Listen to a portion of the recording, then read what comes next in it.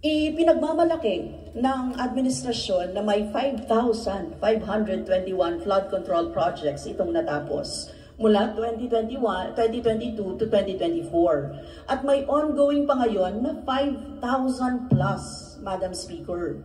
Pero tuloy-tuloy ang pagbaha dito sa ating bansa. Kasama po yan sa speech ninyo, Madam Speaker. Anyari sa mga flood control projects na ito? Marami doon na medyo hindi natupad. Nagkaroon ng paglihis doon sa original plan. Kaya tingin ko kailangan balikan at this point in time. I share your frustration, Your Honor, Madam Speaker.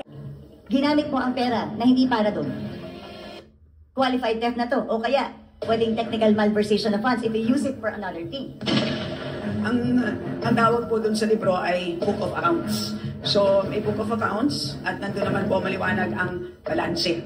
So, at any point in time na kung na-question... Madam Speaker, ulitin ko, ano pong batas ang nagsasabi na pwedeng gamitin pangsamantala ang earmarked revenue?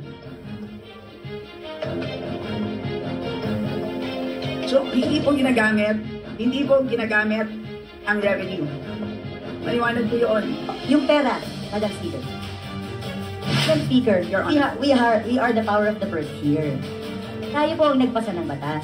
Yung pera na in-earmark natin, mahirap po na ginagamit, tapos pag kailangan na, sasabihin mo, pag kailangan na, nandyan. Ano kung wala? Hindi ba ganun yung mga estafa cases? Hindi ba ganun yung mga pyramiding scams? Na pagka umutang ka ng pera, di ba tapos biglang pag kailangan na, hindi mo na makuha.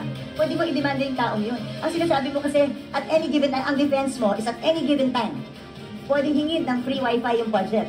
Eh, paano kung walang pera ang gobyerno? 26 million. Tumana, Marikina. Oh, laki ha? 46. Kita mo yung sa ano ha, yung sa Pasig, medyo maraming projects pero maliliit lang yung mga drainage kinembot. Pero pag Marikina, Oy, Stella. Stella. Hi, Stella.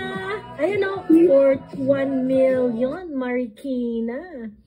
Marikina, 35 million. 41 million. 46 million. Diba? Eto pa, 46 million again. 46.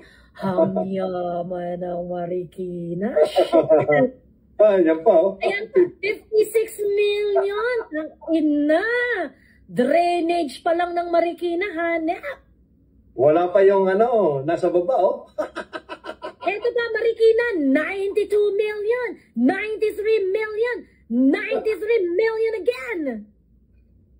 93 million. 93 million.